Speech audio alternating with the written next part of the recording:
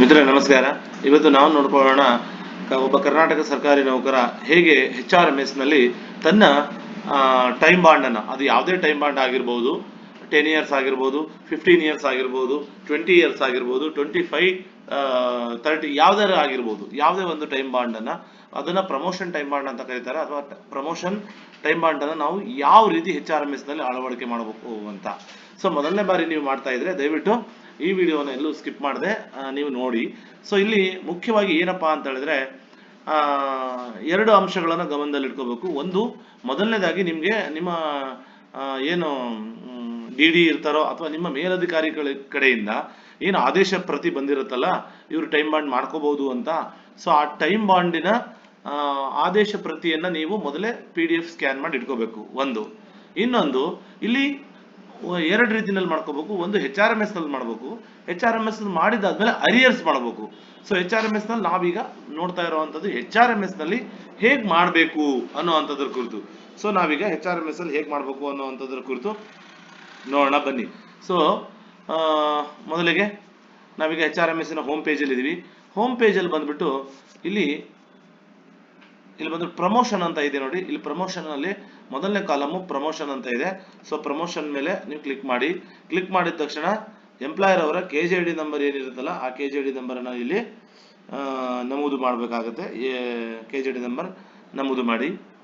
So ನಾನೀಗ KJD number ಅನ್ನ ನಮೂದು ಮಾಡ್ತಾ ಇದ್ದೀನಿ. ಓಕೆ, ಅದಾದ್ಮೇಲೆ ಗೆಟ್ ಕೊಡಿ. KJD ನಂಬರ್ ಗೊತ್ತಿಲ್ಲ ಅಂತ ಹೇಳಿದ್ರೆ ನೀವು ಸರ್ಚ್ ಕೊಡ್ಬೋದು. ಸರ್ಚ್ ಕೊಟ್ಟು ನೀವು ಮೊದಲ 3 ಲೆಟರ್ ಅನ್ನ ಹಾಕಿದ್ರೆ ಸಂಬಂಧಪಟ್ಟ ಎಂಪ್ಲಾಯಿ ಅವರು ಅಲ್ಲಿ ಕಾಣಿಸ್ತಾರೆ, ನೀವು ನೋಡ್ಕೋಬಹುದು. ಸೊ ಇಲ್ಲಿ ಬಂದ್ಬಿಟ್ಟು ನಿಮ್ಮ ಎಂಪ್ಲಾಯರ್ ಅವರ KJD ನಂಬರ್ ಇದೆ, ನೇಮ್ ಇದೆ, ಜಾಯ್ನಿಂಗ್ ಡೇಟ್ ಇದೆ, ಕರೆಂಟ್ ಕೇಡರ್ ನೋಡಿ. ಇಲ್ಲಿ ಕರೆಂಟ್ ಕೇಡರ್ ಏನಿದೆ ಅದು ತೋರಿಸುತ್ತೆ.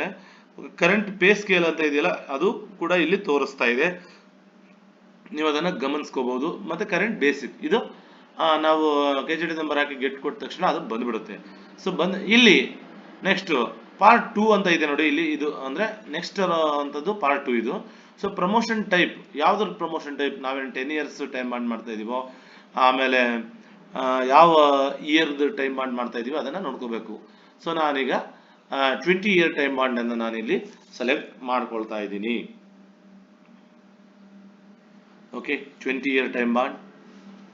ನಂತರ ಕೇಡರು ಅದು ತಂತಾನೆ ಬಂದಿರುತ್ತೆ. ಸೊ ಅದನ್ನ ನಾವೇನು ಮಾಡೋದಕ್ಕೆ ಬರೋದಿಲ್ಲ. ಎಫೆಕ್ಟ್ ಡೇಟ್ ನಿಮ್ಮ ಆದೇಶದಲ್ಲೇ ಕೊಟ್ಟಿರ್ತಾರೆ. ಸೊ ಆದೇಶದಲ್ಲಿ ಏನಿರುತ್ತಲ್ಲ ಆ ಎಫೆಕ್ಟ್ ಡೇಟ್ ಅನ್ನ ನೀವಿಲ್ಲಿ ಮೆನ್ಷನ್ ಮಾಡಬೇಕಾಗತ್ತೆ. ಸೊ ಅದು ಗಮನದಲ್ಲಿ ಇಟ್ಕೊಂಡು ಇದನ್ನ ಮಾಡಬೇಕು. ಕೆಲವು ಸಲ ಅವರು LOP ಆಗಿದ್ರೆ ಅಥವಾ ಅನಧಿಕೃತ ರಜೆಗಳಾಗಿದ್ರೆ ಸೊ ಅದು ಮುಂದಕ್ಕೆ ಹೋಗಿರುತ್ತೆ. 20 ವರ್ಷ ಏನು ಇರುತ್ತಲ್ಲ ಅದಕ್ಕೂ ಮುಂದಕ್ಕೆ ಹೋಗಿರುತ್ತೆ. ಸೊ ಅದನ್ನ ನೀವು ದಯವಿಟ್ಟು ಗಮನದಲ್ಲಿ ಇಟ್ಕೊಳ್ಳಿ. ಅಲ್ಲಿ ಆದೇಶದಲ್ಲಿ ಕೊಟ್ಟಿರ್ತಾರೆ, ಆ ತರ ಏನಾದ್ರು ಇದ್ರೆ ಆದೇಶದಲ್ಲಿ ಅದನ್ನ ಕೊಟ್ಟಿರ್ತಾರೆ. ಸೊ ಎಫೆಕ್ಟ್ ಡೇಟ್ ಅನ್ನ ನಾನಿಲ್ಲಿ ಕೊಡ್ತಾ ಇದ್ದೀನಿ. ಸರಿಯಾಗಿ ನೋಡ್ಕೊಂಡು ನೀವು ಎಫೆಕ್ಟ್ ಡೇಟ್ ಅನ್ನ ಕೊಡಿ. ತದನಂತರ ಸ್ಕೇಲ್ ಕೆಟಗರಿ ಸ್ಟೇಟ್ ಅಂತಾನೆ ಮಾಡ್ಕೋಬೇಕು. ನಾವು ಕರ್ನಾಟಕ ಸರ್ಕಾರಿ ನೌಕರರು ಕರ್ನಾಟಕದವರು ಆಗಿರೋದ್ರಿಂದ, ಕರ್ನಾಟಕ ಸರ್ಕಾರಿ ನೌಕರರು ಆಗಿರೋದ್ರಿಂದ ಸ್ಕೇಲ್ ಅದೇ ಇರುತ್ತೆ ನೋಡಿ. ಮತ್ತೆ ಅದೇ ಇದರಲ್ಲಿ ಸ್ಕೇಲ್ ಅನ್ನು ಕೂಡ ಕೊಟ್ಟಿರ್ತಾರೆ, ಎಷ್ಟರಿಂದ ಎಷ್ಟು ಸ್ಕೇಲ್ ಅಂತ. ಸೊ ಸ್ಕೇಲ್ ಇದರಲ್ಲಿ ಏನೂ ಚೇಂಜ್ ಆಗೋದಿಲ್ಲ. ಹಾಗಾಗಿ ಯಥಾವತ್ತಾಗಿ ನಾನು ಏನ್ ಸ್ಕೇಲ್ ತಗೊಂಡಿದ್ದೀನೋ ಮೊದಲ ಸ್ಕೇಲು ಮತ್ತೆ ಈ ಸ್ಕೇಲು ಎರಡು ಒಂದೇ ಆಗಿರುತ್ತೆ. ಸೊ ಈಗ ಬೇಸಿಕ್ ಚೇಂಜ್ ಆಯ್ತು ನೋಡಿ. ಇಲ್ಲಿ ನ್ಯೂ ಬೇಸಿಕ್ ಮೊದಲಿದ್ದದ್ದು 92,500, ಈಗ ಪ್ರಸ್ತುತ ಒಂದು ಬಂದಿರೋದ್ರಿಂದ ಅದು ಚೇಂಜ್ ಆಗಿ 94,800 ಚೇಂಜ್ ಆಗಿದೆ. ಗ್ರೂಪ್ C ಅಂತಾನೆ ಇದೆ, ಗ್ರೂಪ್ C ಅಂತಾನೆ ಹಾಕ್ತಾ ಇದ್ದೀನಿ. ಸೊ ನೆಕ್ಸ್ಟ್ ಜಿಯೋ ನಂಬರ್, ಅಂದ್ರೆ ಈಗ ಏನು ಆರ್ಡರ್ ನೀವು ನೋಡ್ಕೊಂಡು ಮಾಡ್ತಾ ಇದ್ರಲ್ಲ ಆ ಆರ್ಡರ್ ನಂಬರ್ ಇರುತ್ತೆ. ಸೊ ಆರ್ಡರ್ ನಂಬರು ಈಗ ನಾನು ಶಿಕ್ಷಣ ಇಲಾಖೆದ್ ಮಾಡ್ತಾ ಇರೋದ್ರಿಂದ DDP ಅವ್ರ ಕಡೆಯಿಂದ ಬಂದಿರುವಂತಹ ಆರ್ಡರ್ ನಂಬರ್ ಅನ್ನ ನಾನಿಲ್ಲಿ ಹಾಕ್ತಾ ಇದ್ದೀನಿ. ಸೊ ಆರ್ಡರ್ ನಂಬರ್ ಅನ್ನ ಸರಿಯಾಗಿ ನೋಡಿ ಅದನ್ನ ಬರಿಬೇಕಾಗುತ್ತೆ. ಓಕೆ,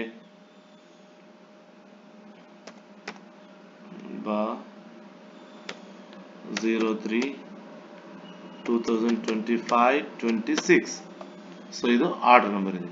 ಸೊ ಆರ್ಡರ್ ಡೇಟು ಅದೇ ಆರ್ಡರ್ ಅಲ್ಲಿ ಡೇಟ್ ಇರುತ್ತೆ ನೋಡಿ. ಸೊ ಆ ಡೇಟ್ ಅನ್ನು ನೀವು ಮೆನ್ಷನ್ ಮಾಡಿ.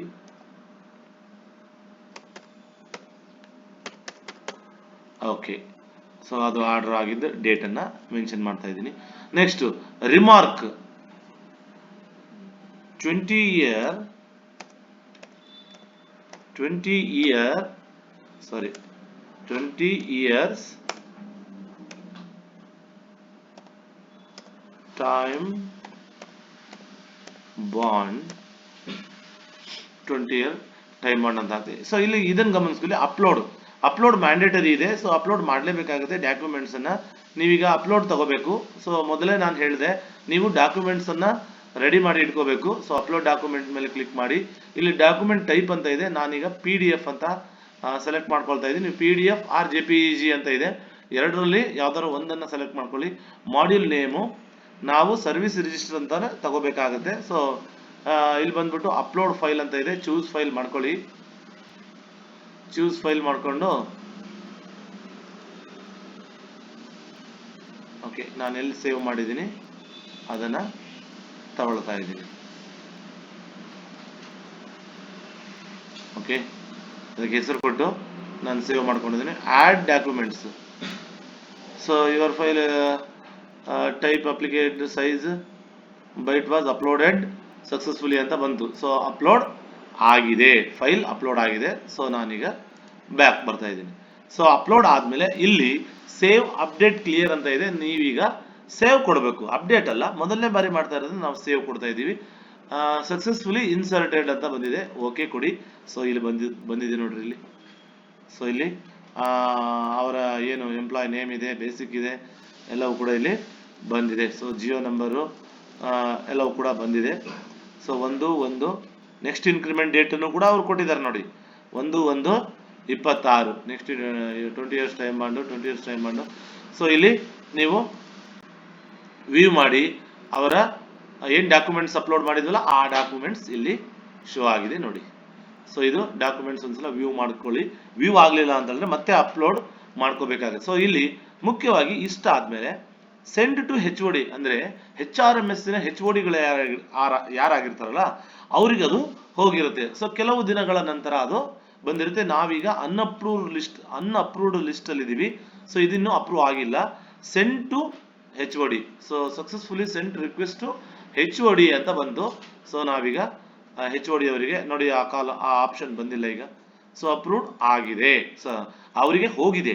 ಅವರು ಅದನ್ನ ಆಮೇಲೆ ಯಾವಾಗ ನಮ್ಗೆ ಇದ್ರ ಬಗ್ಗೆ ಕಳಿಸ್ತಾರೋ ನೋಡೋಣ. ಇದ್ರ ಕುರಿತು ನಾವೀಗ ರಿಕ್ವೆಸ್ಟ್ ಕಳಿಸಿದೀವಿ. ಸೊ ಅವರು ಇದ್ರ ಕುರಿತು ಏನು ಕಳಿಸ್ತಾರೆ ನೋಡೋಣ.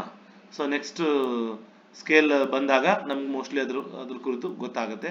ಸೊ ಇದಾಗಿತ್ತು ನಾವು ಹೇಗೆ ಪ್ರಮೋಷನ್ ಅಥವಾ ಟೈಮ್ ಬಾಂಡ್ ಏನಿರುತ್ತಲ್ಲ 20 ಇಯರ್ಸ್ ಟೈಮ್ ಬಾಂಡ್. ನಾನು ಪರ್ಟಿಕ್ಯುಲರ್ ಆಗಿ 20 ಇಯರ್ಸ್ ಟೈಮ್ ಬಾಂಡ್ ಅನ್ನ ತಗೊಂಡು ಹೇಳಿದ್ದೀನಿ.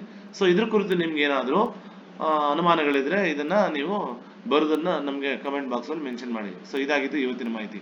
ಈ ಮಾಹಿತಿ ಇಷ್ಟವಾಗಿದೆ ದಯವಿಟ್ಟು ಲೈಕ್ ಮಾಡಿ, ಶೇರ್ ಮಾಡಿ, ಸಬ್ಸ್ಕ್ರೈಬ್ ಮಾಡೋದನ್ನ ಮಾತ್ರ ಮರಿಬೇಡಿ. ಧನ್ಯವಾದಗಳು.